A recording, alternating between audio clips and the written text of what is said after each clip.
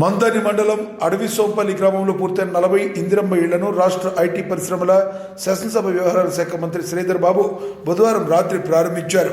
ఈ సందర్భంగా జరిగిన అభివృద్ధి కార్యక్రమాల్లో పాల్గొన్న మంత్రి పేదల ఆత్మగౌరవానికి ప్రతీకగా ఉన్న ఇందిరమ్మ ఇళ్ల పంపిణీని ప్రభుత్వం అత్యంత ప్రాధాన్యతతో కొనసాగిస్తున్నదని చెప్పారు.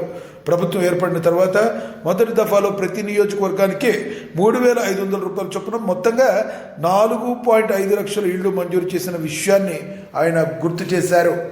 కారణం ఇక్కడ వారు ఏ విధంగా వారు చేసిన ప్రయత్నం, ఆనాడు మొత్తం బాధ్యత వహించి మరి శాసన సభ్యుడిగా ఈ ప్రాంతంలో వరదలు వచ్చినప్పుడు, మానేరు వరదలు వచ్చినప్పుడు, మొత్తం అటువైపు ఉన్న గ్రామం మునిగిపోయినప్పుడు ఇటువైపు ఉన్న అటవీ ప్రాంతానికి సంబంధించిన ఈ భూమిని ఆనాడు ప్రభుత్వ పరంగా మరి ముందుండి ఒక ప్రజాప్రతినిధిగా ప్రతి ఒక్కరు ఇటువైపు షిఫ్ట్ అయ్యే వరకు 360 ఇల్లులు ఆ రోజు మొదలుపెట్టి ఈ గ్రామాన్ని స్థిరపరిచి గ్రామవాసుడిగా ముందు నిలబడ్డ మా నాన్నగారి స్ఫూర్తి ఈ గ్రామానికి సంబంధించి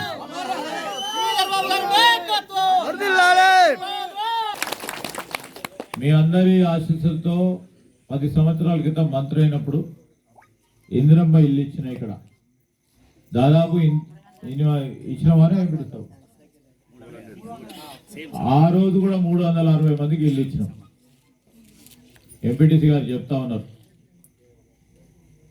ఈరోజు మళ్ళొక్క మారు ఈసారి కాంగ్రెస్ పార్టీ ప్రభుత్వం అధికారంలోకి వస్తే ఇల్లు లేని నిరుపేదకు ఇల్లు కలిగాలి, ఆ లబ్ధిదారులను గుర్తించాలని ఆలోచన చేసిన క్రమంలో 6 గ్యారెంటీలో భాగంగా